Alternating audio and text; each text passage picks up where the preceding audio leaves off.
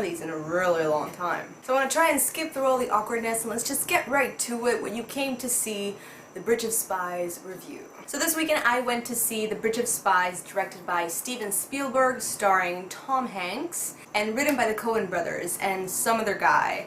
I don't remember his name. Some other guy.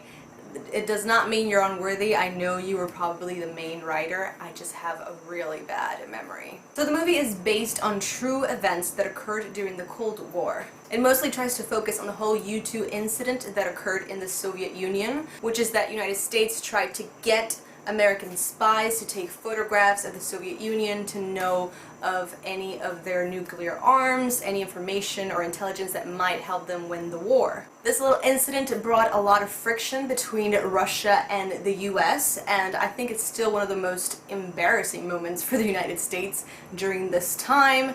And basically the movie is trying to show how America wants to try and get back their pilot safe and sound all the way back home, and the way to do that is to use a civilian, not someone from the government, and that would be Tom Hanks' character. He's an insurance lawyer, he has absolutely nothing to do with any of this, but you know, basically the whole war depends on him, and any amicable relationship between these two countries depend on his very great negotiation skills to bring back the pilot.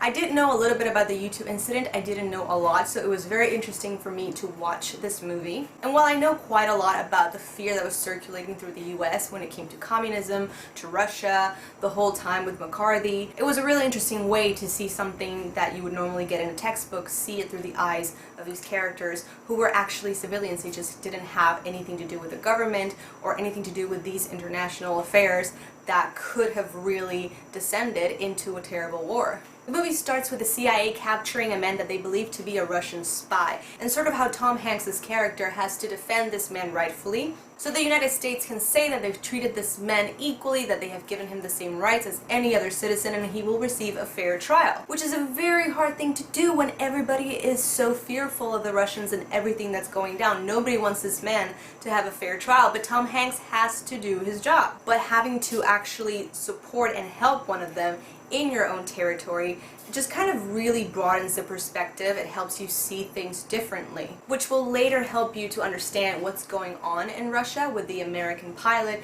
and how Tom Hanks might have to just do the very same thing in a foreign country to save an American life and bring it back home.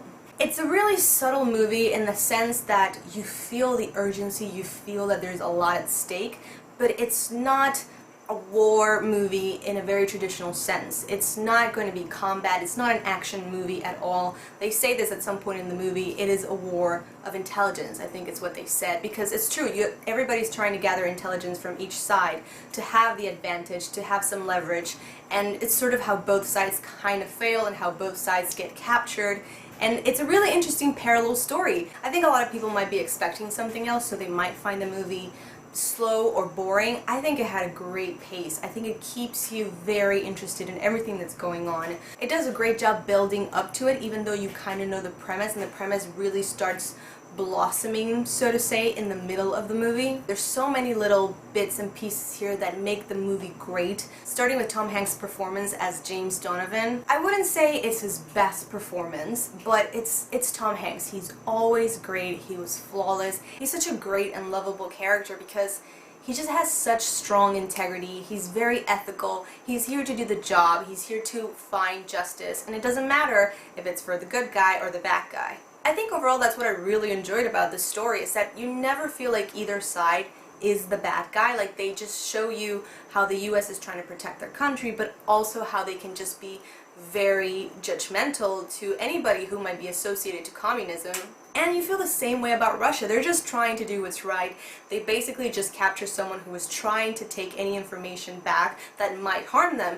No one is really at fault here, and I think the movie does a great way of showing you this. I think the interactions between the characters was great. It's like constant arm wrestling, like you're trying to show who's the strongest. It's a chess match, and it's played beautifully. I think it's also been a really long time since I've seen a Steven Spielberg film, and actually enjoyed it, not because he doesn't make great movies, it's just been a while since one of his movies has kind of stuck in my head.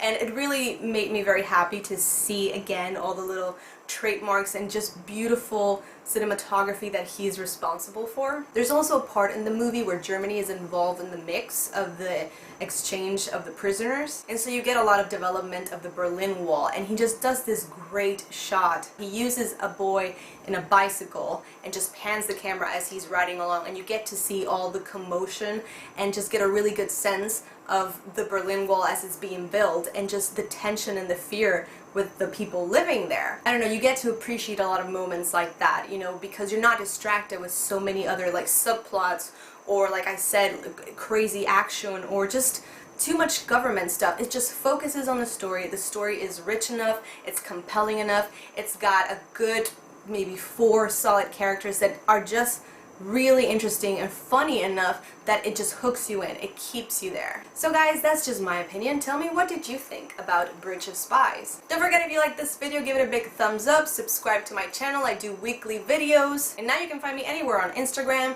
on Facebook, on Twitter, if you look for @CineClubChannel. But that's everything for today, guys. Thank you so much for watching this. I hope you have a great week, and I will see you on our next movie date. Bye!